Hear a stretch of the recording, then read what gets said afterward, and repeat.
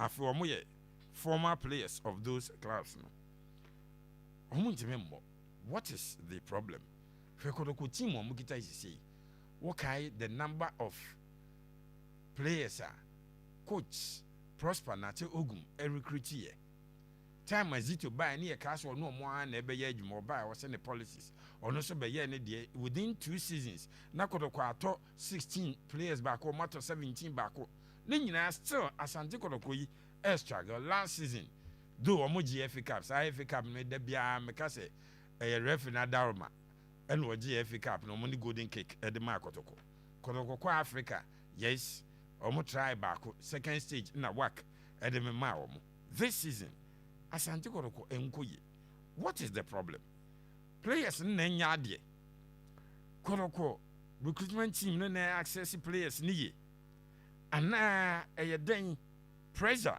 e wa Asante Kotoko team num dodo coaching sensem criticisms bi e ba omo so abase body bi ana den Asante Kotoko problem no den so mama sha say I'm that say a mysterious question that needs attention. I was say you're finding solutions to why it happens the way it does. Now I was here media from within and from outside.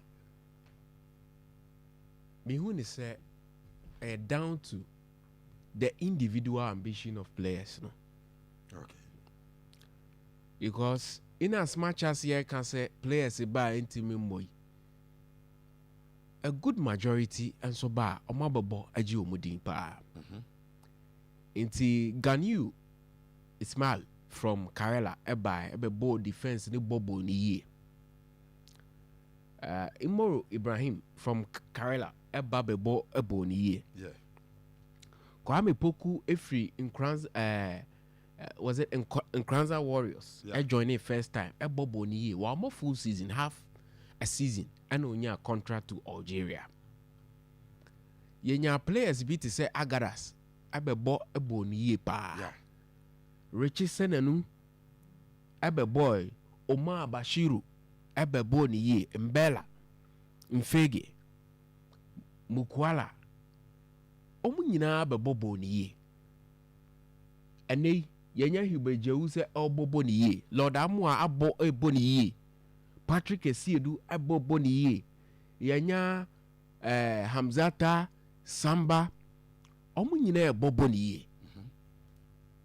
Peter Amidu Akwa from nowhere came, played so well, still playing. Abusia inti omu ye wanti omudi no. Owa omu na also omu take self introspection. It has nothing to do with the pressure at the club. Because abusia most of the players here are maba Kotoko. Senya Kotoko kibi wo kra unti omudina. Anya Kotoko anka won't spend any time to project them. But it's because of the brand Kotoko. Ebiana o Madrid. Abusia menya sure say senya Real Madrid anka Eduardo Camavinga ebenya the spotlight awenya no. Nti every step enipa bia na mo bia utu bia it comes with responsibility. Yeah. Nti say who crave for a bigger platform. See you be who dia. The bigger platform there are certain requirements. It has nothing to do with the club because there was a club who provide accommodation, salary on time, BBR, or the amount, treatment, injury situation, what have you. The club provides. But club not sign you for service. Based on nia okoye na felise ya mau akonya no ha betima ya ye ne ye. Inti senko bia ba no osan then I would then say there's a problem with the club. But send you be me bobo ni ye ji omudi ni say it can be a problem of the club. By a down to ambition. Inti jawu ba no say ebusia me de me pese Kotoko mbebo 1 year na me ko. Inti oba e no so hwe ne ball na se broni bi te stance me scout ya onfa ne nko. Inti dia na ye de ma jawu e different from the ye de mo aka omti me mo. ana abusua individual different obi wɔ hɔ a ɔma no 20,000 ofeel sɛ waduru but obi wɔ hɔ a ɔma no 20,000 ofeel sɛ wei ne yɛ some springboard bi a wɔsi ogyina so ɛkɔgye bɛ $40,000 ebi mu nso mo ba na ɔma fan ne namfosɛm na ɔde ne ho abɔ wei ne odi nkɔmɔ bi a hitherto na ɔndi saa nkɔmɔ no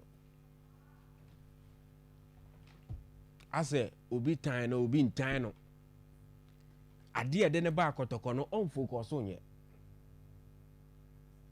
justice play by free mediama ɔbaa baako san ba mpire no ne nyinaa oyi ne yɛm boy oyi ne ho sometimes I feel say players na ɛba no ebi wɔ hɔ a nduru the level of kɔtɔkɔ yet but waba na onduru the level of kɔtɔkɔ no ɔno ankasa wɔsɛ ɔbrɛ ne ho ase sua epagya ne ho duru hɔ no ɔno ankasa ne suban bi ne nanɔmɔ tuo bi nso mmoa ne performance no nti obi wɔ hɔ a yɛde din kakra to no so ɔbaa no feel say yɛ din na yɛde nam to play for Kotoko you need to be disciplined nti ebi aba ɛbɔ ne yie which means club ne ɛyɛ biribi yie but ne nyinaa yɛ ɔdasani na aka no nti ɔmo aba ɔmo ntimi mmɔ yɛ one the first point ɛyɛ ɔmo suban ɔmo attitude ɛno a ne di ɔmo nya ɛnyɛ coaching abusua meji to me yie say as part of football coaches are supposed to improve players meji to me ebi mo wɔ ha yɛ improve ɔmo improve ebi mo wɔ ha ɔmo yɛ reluctant ɔmo feel say ɔmo yɛ okochi ɔmo nyɛ yie tactically ebi mo yɛ very indisciplined meji to me yie pa say coaches be improve player a typical example at Kotoko miamani etua ayɛ Wahab Adams ofure dua na ba Kotoko no na me nim player obobumbum wi ase chen but under Sika Akono ɔkyerɛ ne how to play from the back send your best start ni nyina na Wahab a transform abaye player we na aggression free hɔ ba se mpiempia otimi bobi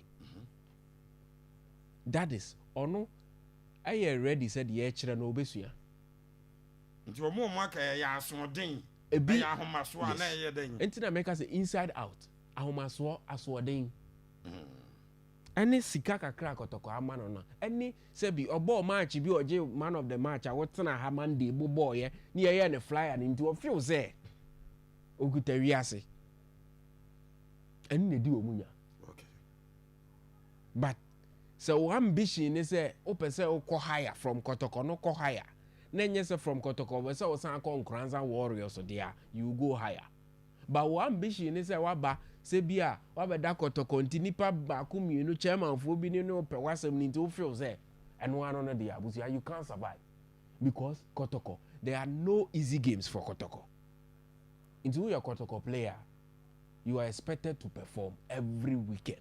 So what is the problem? Me dear makadada my me research ni me say Ghana League players no. So baby na come dinner oya ade chance say o baby ano ne ho beto no. That said, see a percent Kotoko ne has a page dru baby a said now can say kofo ne ayimo time no. Ano na minim se Kotoko ne has fans pay. And Kotoko especially. And they imagine a hanama catch you say. Sa time no say ye person you living in that moment be ma Ghana players na nko ntimi mfa yenduru ho. Okay. Ghana players ni ntimi ma say energy ni bi. We need to invest and invest well.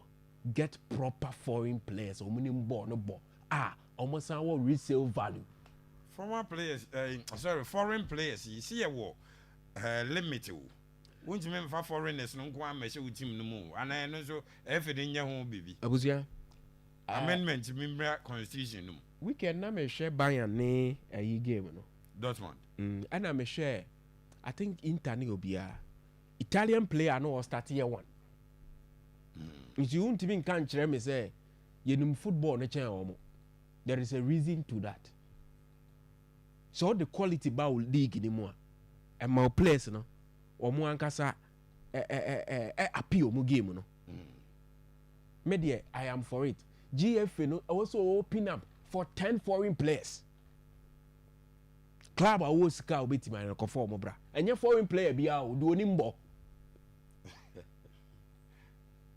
enye foreign player bia na akofa bia ba foreign player bia ne level no te say Samba Mbella Mfege Petro Shitembe o mbabo radio vocal. Those are the levels I person. Intergeneral on Saturday no one said Italian. Man said who the lineup no. I think it was one Italian player na was starting. Okay.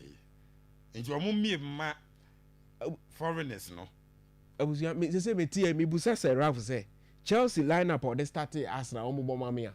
Oh yeah lucky na obenya England players too. Liverpool lineup or the ball no game no pa check it. How many English players were starting in the game?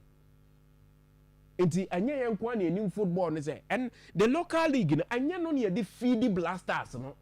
Back then na no na defeat the Blasters no. See Antisa. Enti people should wise up. Okay. Omo na the football na show omo nsa osoro no should sit down.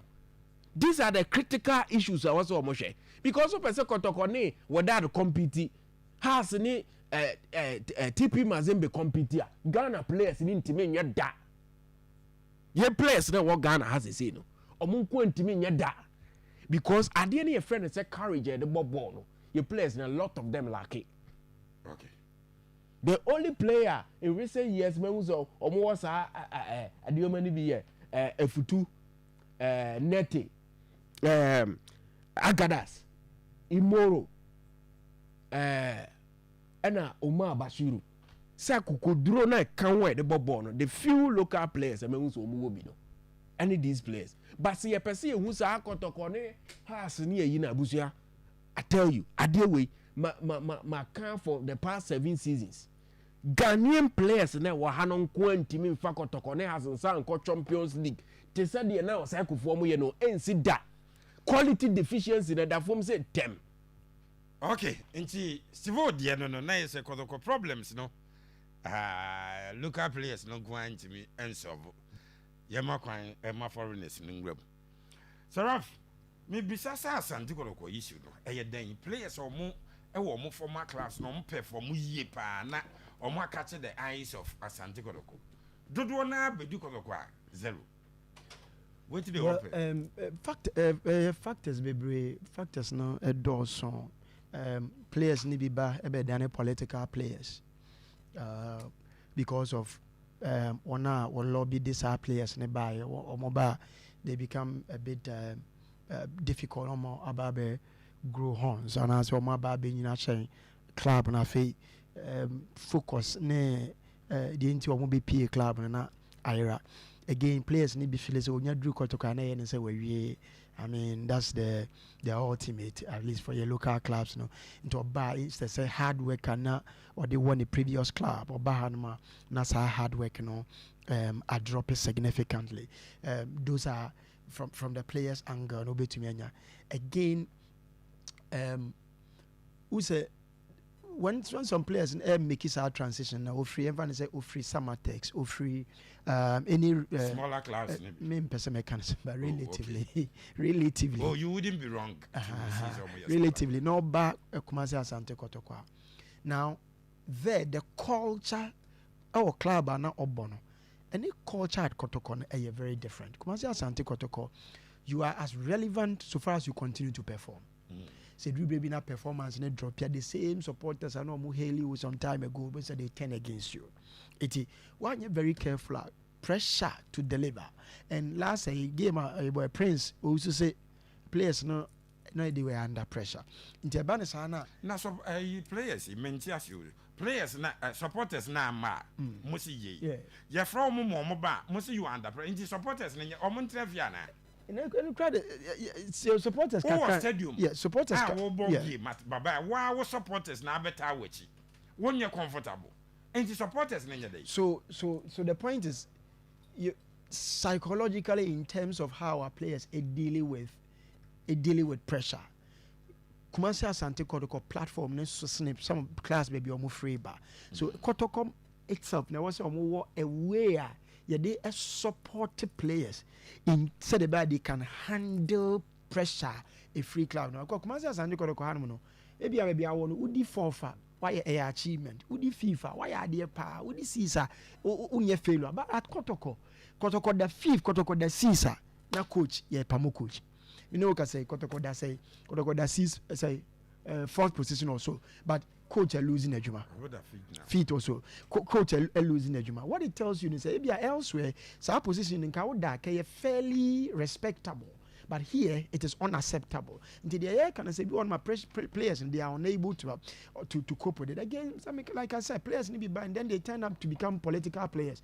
Why? Because if you want my supporters be leadership being a coffee and buy or my country and say, oh, we are untouchable, or my country and say, oh, we are there, or so those players gain a certain status politically, no more about it, you better coach.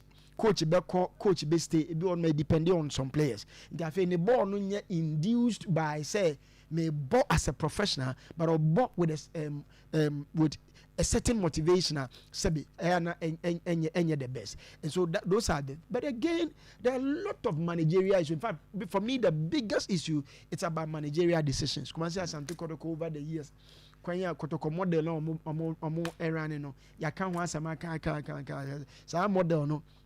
What they call club the club will have issues.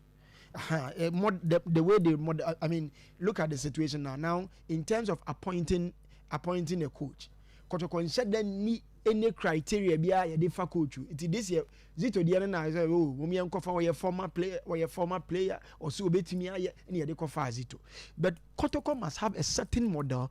They appointed coaches that suits the philosophy of Kotoko. Me no can say Kotoko ni bibiasa. The one say Yakoto be on 16 players go, 16 players come. 15 go, 14 come, 13 go, 12 come. We all run here models and here coach in the expect it's about one season on first 16 new players NG League. It doesn't football doesn't work that way.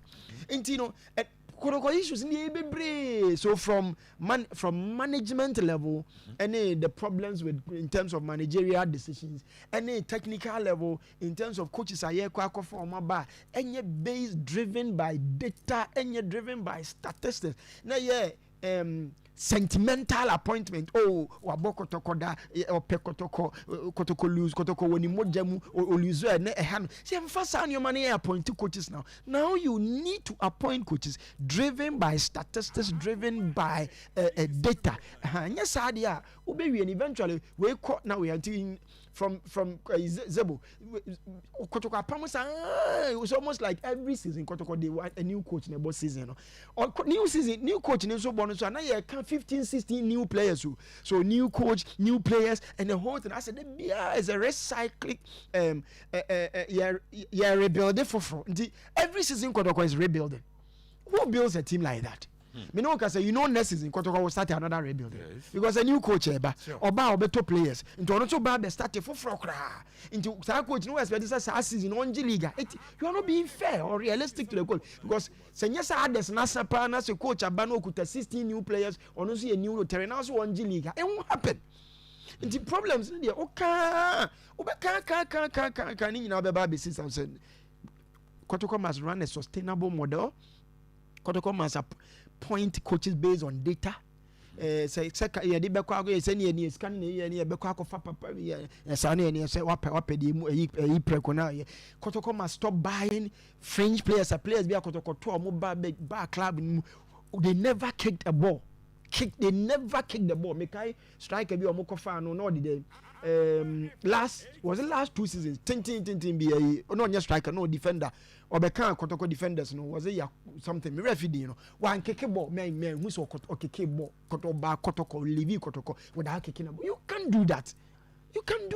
So if so running say ya there de bia no next year you be discuss as next 2 years we'll come and discuss this. Next 3 years we'll come and discuss it. Why? Because football has a language. Until you learn to speak that language, any other thing be obey biano and for results. Yes, once a while results meet me from but running a sustainable model there. And the truth of the matter say, I was it is football. About 5:30, I have Akuma 87 on NFM.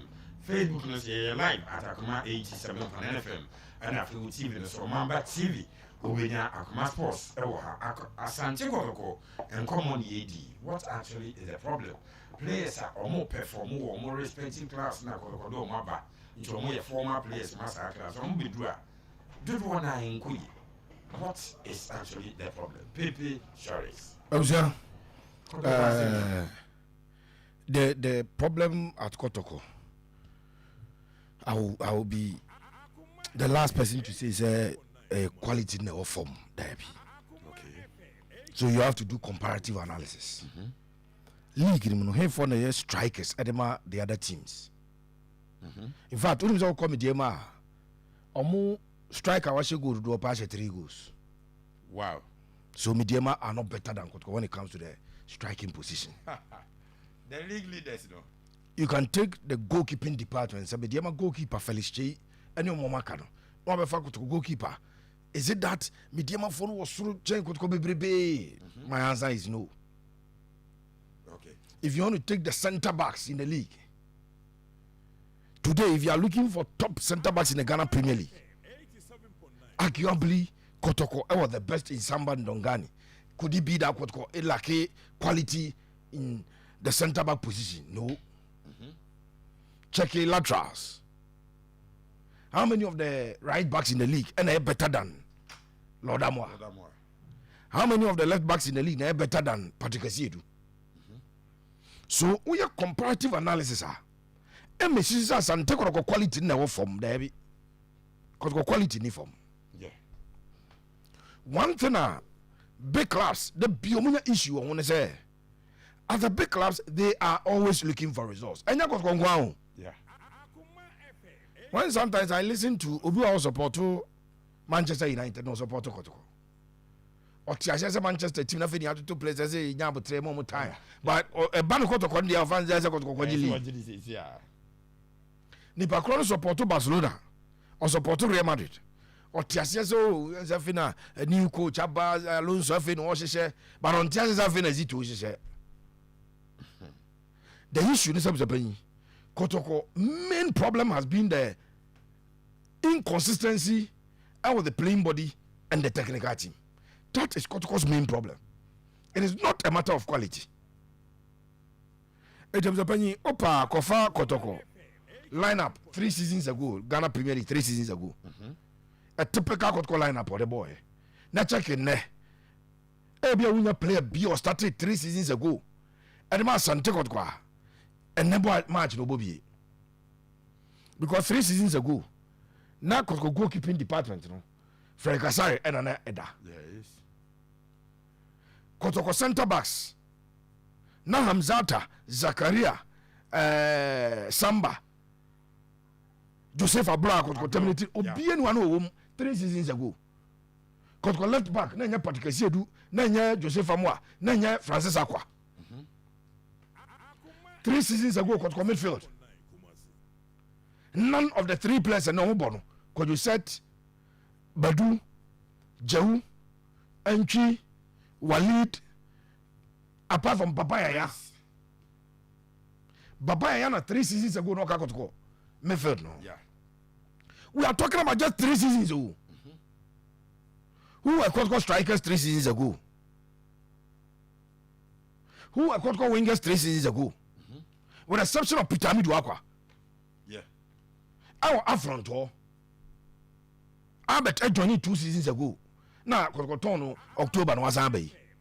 Kwampoku joined midstream last season, 2nd round, and by 3 seasons ago. No. Yeah. So, the Kotoko problem, the lack of consistency in the playing body and the technical team. That is the issue. Okay. But go to Midiama. Midiama G League last time, no. Now goalkeeper, Felix Che, Meboa. One a day, Mediama Copa Africa. No, He is still in post. he is still the one man in the post. So you so much something Kamadi Mahmoud Danu ya na Kamadi Munebo. Yeah. So you see a certain level of consistency in the team compared to Kotoko, compared to maybe Hartford to a large extent. you will not get players omo ball consistently. I've told you that penny ball na the nyoma mienu na ye either say wo sika pa and to bet ma to na Steve my example. Yes. So what me to players omo quality to say Samba 4 foreign players 4 omo quality not as center back in the position be omo bia ne ball no the dedication ni bia say Samba to say Mukwala to say Mbela so was ango for no 4 I say da bia team ni take Sure. The BO team be take and put those people last time you know one try my be a team be chere. Yeah. So zoom in say Kotoko goalkeepers no. Kamara Bakuyo Okoye Freddy Kasari. Sorry. Any Abia Danlad and Kotoko 3 goalkeepers. So Kotoko right backs no. Bakuyo Mujan Kwama no Kwanzana Abodo be Bobie. Augustine Nanamboza. Or the bogus the Japan be book a crab nya experience. Na Kotoko Jano Kwai. Kai moro ne particular sit na play Kotoko left side. Yeah. Kotoko central defense no and ka ganiu ene na ebo Samba na eba. Ana Kotoko midfield na Japan ni enim no. Mbela ne Mukwala gina ni mo ana Abetamo striking from the wings. You think that and ya ka sama ye di ngoma ye di. Bambela na be ball 21 goals na ana Kotoko ton no. Imoro opiki wo Kotoko no ana Kotoko ton no. Freddy Kasari ko first period free Black Stars buy na contract ezo ko. Enti odi build this team ya make say and ka Kotoko both 2 strikers Mbela Mukwala because Mukwala no a bit more striking from the left. Now Abetamo ntika Kotoko front 3. I am Mbela as the central figure on the left side. Obo Mukwala on the right side. Obo Abetamo. And I want Omochi, you be Jobo ya Obo, Ejiro Omochi as number 10. Who player like Prince Badu, Ebo Sasses ya Obo. And Ebian Kayagadas and Ebo Kwana Prince Badu Tenechi. The experience of Agadas. 3 seasons ago, and Ebo Kotoko. Sure. Agadas and Ebo number 6. Nechia Prince Badu. Wow. Oko left side of defense, I more ne particular do. Why by your own ababo? Dan la da kwa kapaba. Kamara Freddy Kasari we 3 goalkeepers ba ko na ebe qualify kwa da podium. Competition will make them extremely good on the field of play. But Kaka wani Kotoko left back no the second season Oboy. Kotoko right back in the second season Oboy. Kotoko goalkeeper in the second season Oboy. Onam kwanso ko. Yeah, about 2 years we are oko. Samba second season here oko. Ansu third season here oko. So this Zakaria Hamza Tamoba omo first season yafe no moba. Ukon Viviwa who be first season. Yes. Prince Badu half season here. Ono kwa de one. A double first season. Emmanuel Ntwi second season. Oko ani mu abzapanyi. Akafa na Abetamo an bo mo second season. Ono kwa wakwa aba. Amidu akwa mo na ebo mo third season. So the fact of the matter is abzapanyi. A lack of consistency in the technical team and in the playing body. And the fact that and Kaola is our consistency, you know. You have money to bring the very best of about 1 year, but who was Ika? And nobody in North Africa for the apart from some more core team. No, here be some talk or Babo King and before the go King. No, I top bonus and for 1 season. Now, Fabiaba. And to change players or more the core of the team. They bring in top quality. They underline where they are top quality. Yeah. But the African Wako Fabi Oben Kakakra, Mukwala by the first season in Yahusa. Affair was settled. The second season was settled, 10 season. I mean, all too long. No call. It was just a problem, no. A lack of consistency. Okay, quite fast. Has folk the CAF Champions League in the year 2000. Nanya has the world the best of materials on the African continent. Yeah. Nanya has and a war the Sika the top players, Papa. Has folk by default kept that team together for between 6 and 8 years. Yes. That's the length of time and players rabo. Consistency. They had won the Ghana Premier League on 6 consecutive occasions. Can you see Kofi? The coach had been there for a very long time. Sese Joseph took over. Jamifa the crazy. Sese had been with the team for more than 5 seasons. Yeah. That is consistency. Ebi Asahas team we are Jogumo kwa kujina baby on a top player. But together they had played together, formed a certain understanding, and when they are playing, and China say, "Ube keep a consistent team." And also work cash, my friend the CC. You need consistency or you need cash. Okay. Because cash and Kambela that's why. Yes. And Kamukwala that's why. And Kagani nomini moro nom come that's why. Kaga that's what Kotoko says so.